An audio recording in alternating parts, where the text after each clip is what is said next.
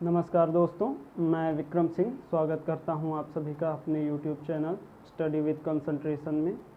दोस्तों, मैं आपके लिए लेकर आया हूं दैनिक समसामयिकी के कुछ महत्वपूर्ण मुद्दे, जैसे कि अंतर्राष्ट्रीय खबरें और राष्ट्रीय खबरें और वित्तीय खबरें। तो दोस्तों, आज आपके लिए मैं अंतर्राष्ट्रीय खबरें लेकर आया हूं, जो कि हर परीक्षा के पहलू से बहुत ही महत्वपूर्ण हैं। ये अंतर्राष्ट्रीय खबरें हर परीक्षा में आती हैं तथा अगर इनका नॉलेज ना हो तो हम काफ़ी नुकसान उठाते हैं परीक्षाओं में। तो दोस्तों, मैं आज आपके लिए लेकर आया हूँ चीन की विस्तारवादी नीति।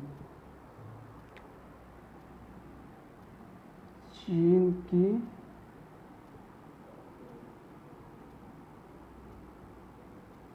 विस्तारवादी नीति। दोस्तों, हम सभी जानते हैं कि चीन हमारा पड़ोसी देश है, जो कि क्षेत्रफल में दुनिया का चौथा सबसे बड़ा, रूस, कनाडा, अमेरिका और के बाद चौथा सबसे बड़ा देश है दुनिया का, जिसका क्षेत्रफल 96.97 लाख वर्ग किलोमीटर है। दोस्तों, यह दुनिया का दूसरे सबसे बड़ी जीडीपी रखने वाला देश भी है। यूएसए के बाद यह दुनिया की सबसे बड़ी ज़्यादा जीडीपी रखता है। इसके यहाँ सकल घरेलू उत्पाद जो है दुनिया में दूसरा स्थान है उसका। तो दोस्तों, हम जानते हैं कि चीन जो है 1949 में आज़ाद हुआ था, जबकि भारत और पाकिस्तान 1947 में ही आज़ाद हो गए थे। दोस्तों, हम सभी जानते हैं कि चीन दुनिया की सबसे बड़ी जनसंख्या रखने वाला देश भी है तथा दुनिया की सबसे बड़ी आर्मी भी इसी देश की है। दोस्तों, हम जानते हैं कि चीन अपने विस्तारवादी नीतियों के कारण पूरे विश्व में हमेशा सुर्खियों में रहता है। दोस्तों, हालिया में एक खबर आई है जिसके तहत चीन ने अपने यहाँ समुद्री नीतियों में कुछ संशोधन किए हैं। दोस्तों, चीन ने दक्षिण चीन सागर में अपनी कुछ नई नीतियाँ लेकर आया है।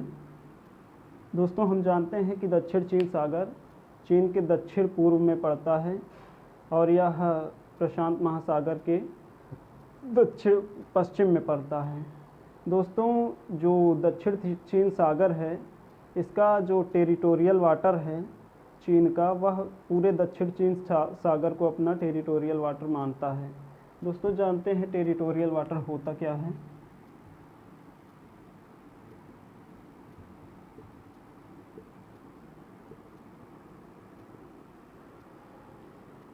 दोस्तों, यूनाइटेड नेशंस सी कन्वेंशन के तहत जो टेरिटोरियल वाटर है, किसी भी देश की समुद्री सीमा से 12 किलोमीटर दूर तक टेरिटोरियल वाटर होता है, जिसे क्षेत्रीय जल कहते हैं, क्षेत्रीय समुद्री जल कहते हैं किसी भी देश का।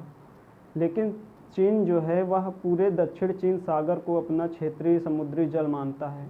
वह कहता है कि मैं यूनाइटेड नेशंस के इस कन्वेंशन को बिल्कुल भी नहीं मानता, और इसी के आधार पर उसने पूरे दक्षिण चीन सागर को अपना कब्जा कर लिया है। यहाँ तक कि उसने फिलीपींस और इंडोनेशिया के जो दक्षिणी चीन सागर में टेरिटोरियल वाटर है उसे भी अपने कब्जे में ले लिया है।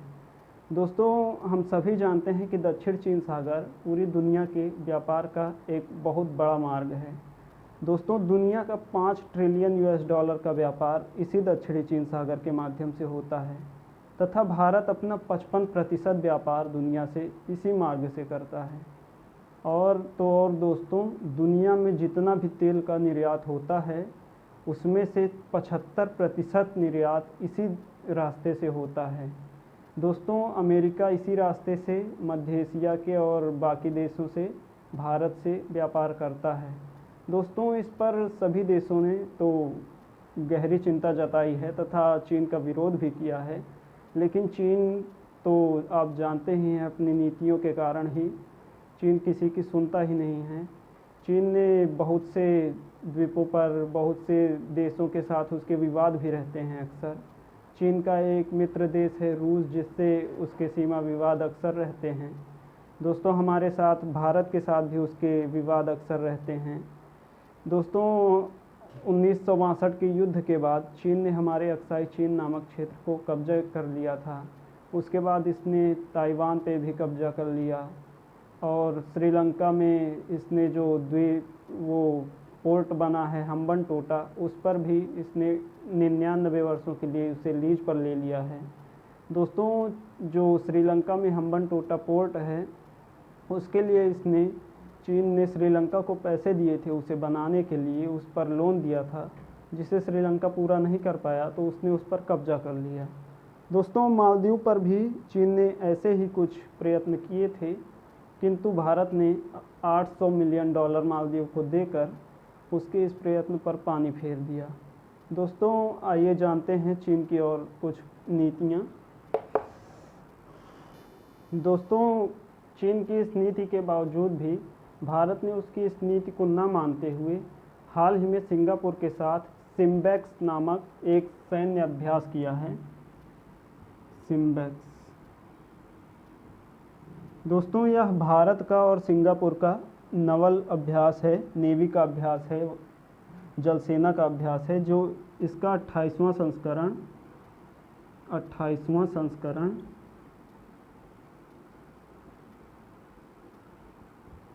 2 से 4 सितंबर के बीच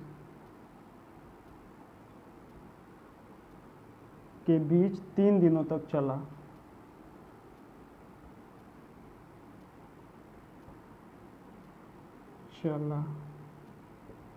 दोस्तों, चाइना ने दक्षिण चीन सागर में अपने कई सारे द्वीप विकसित किए हैं, जिसमें स्पार्टली और पैरासेल नामक कुछ द्वीप प्रमुख द्वीप हैं। उसके बावजूद भी काफ़ी और छोटे छोटे द्वीप इसने वहाँ पर विकसित किए हैं। दोस्तों, ये मुद्दा तो हो गया, आज हम एक और मुद्दा चीन से ही रिलेटेड लेकर आपके लिए आए हैं, जो कि ताइवान से जुड़ा हुआ मुद्दा है। चीन और ताइवान के बीच का क्या विवाद है, क्या कैसे उसका इतिहास क्या है, ये आज हम जानेंगे। China Taiwan conflict. दोस्तों, बहुत ही पुराने समय से चीन ताइवान पर अपना कब्जा बता रहा है कि ताइवान हमारा ही एक राज्य है, जिसे ताइपे नाम दिया गया है, चीन का ताइपे, जबकि ताइवान अपने आप को खुद एक देश मानता है। ताइवान में जो पार्टी चलती है वो है रिपब्लिक ऑफ चाइना।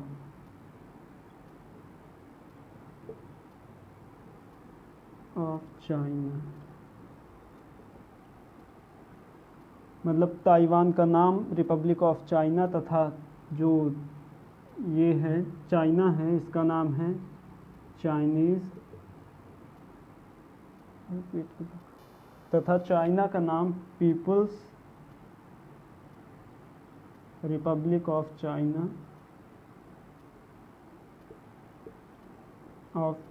था। दोस्तों, सन 1644 से चीन में चिंग वंश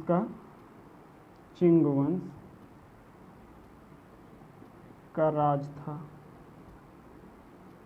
जो कि चीन तथा ताइवान दोनों पर अपना राज चलाता था। लेकिन 1895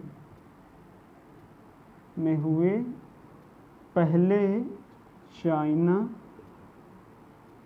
जापान वार में जो ताइवान है, ताइवान पर जापान ने कब्जा कर लिया।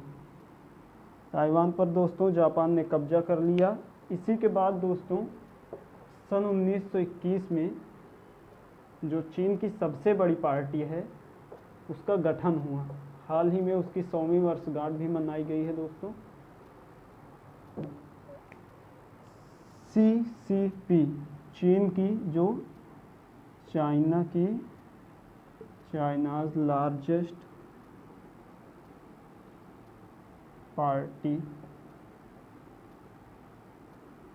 CCP चाइनीज़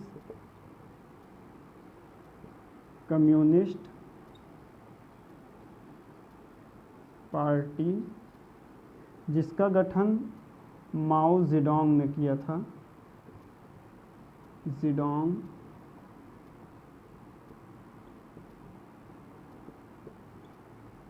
माओ ज़ेडोंग ने किया था सन 1921 ईस्वी में दोस्तों। 1911 ईस्वी में चीन में चिन्हास की क्रांति हुई थी, जिसमें कॉमिंगतांग नाम का एक वो आगे आई थी पार्टी। कॉमिंगतांग ने अपनी सरकार यहाँ पर बना ली थी तथा यहाँ से चिंग राजवंश को हटना पड़ा था। सन 1911 में चिन्हाय की क्रांति हुई।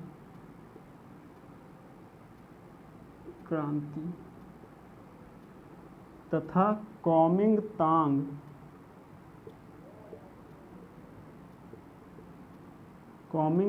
नामक एक पार्टी सामने आई तथा उसने अपनी वहाँ पर चिन्हाय की क्रांति के बाद कॉमिंगतांग की सरकार आई तथा उसके बाद जिसकी वजह से चिंग राजवंश जो था राजवंश को हटना पड़ा। सन 1945 में जब जापान के नागासाकी और हिरोशिमा पर अमेरिका ने परमाणु बम गिरा दिए तो उसके बाद जापान ने अपनी हार मान ली तथा ताइवान पर पुनः कॉमिंगतांग का कब्जा हो गया। कॉमिंगतांग फिर से वहाँ सरकार में आ गए। उसके बाद सन 1949 में जब 1949 में गृह युद्ध हुए तो कम्युनिस्टों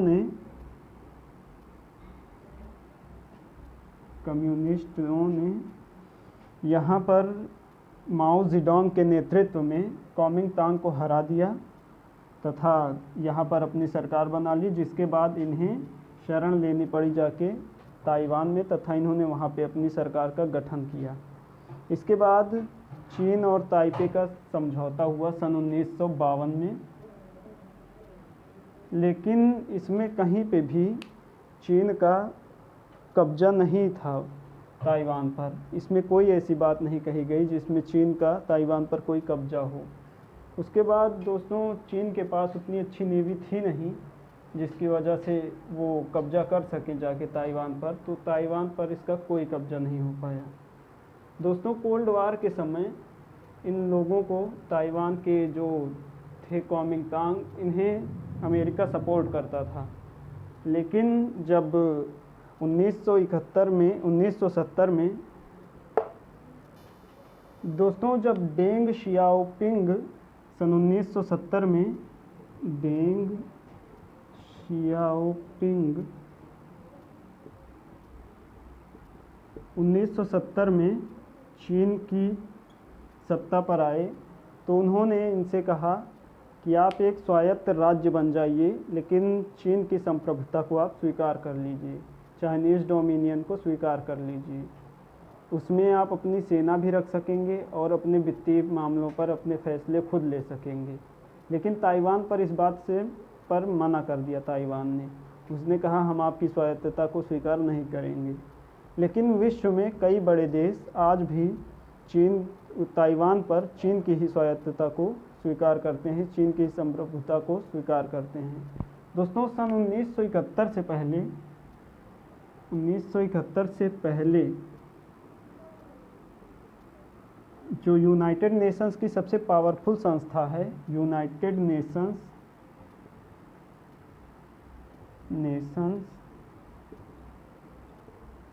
सिक्योरिटी काउंसिल,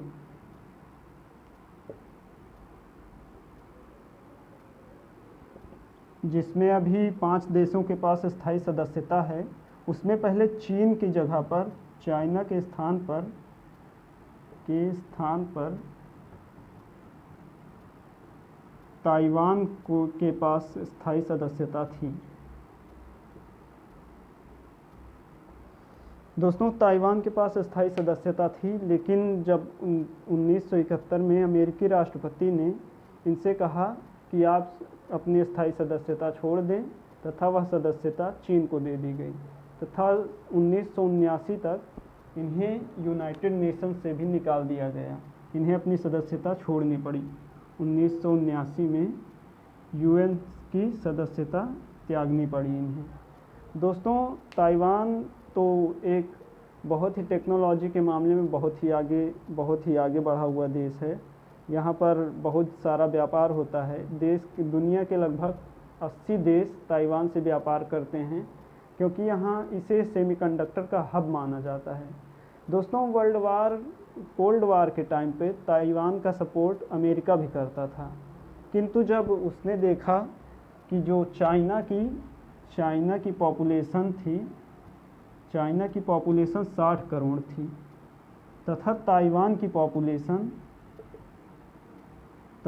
पॉपुलेशन जो थी वो सिर्फ 1 करोड़ थी, तो इसके बाद जो अमेरिका के व्यापारी थे उन्होंने अमेरिकी सरकार पर दबाव बनाया कि आप चाइना की तरफ ज़्यादा ध्यान दें, ताइवान से ध्यान हटाएं तथा उसे यूनाइटेड नेशंस से हटा लें। लेकिन दोस्तों, हम जानते हैं कि ताइवान एक चाइना का कट्टर विरोधी देश भी है, जो भारत की सहायता के लिए हमेशा खड़ा रहता है तथा यह सेमीकंडक्टर भी पूरी दुनिया में पहुंचाता है। लगभग 80 देश इससे व्यापार करते हैं। तो दोस्तों, ऐसे ही कुछ मुद्दे जानने के लिए, विश्व भर की खबरें जानने के लिए, दुनिया भर की खबरें जानने के लिए आप मेरे चैनल को सब्सक्राइब कर सकते हैं। जय हिंद दोस्तों, धन्यवाद।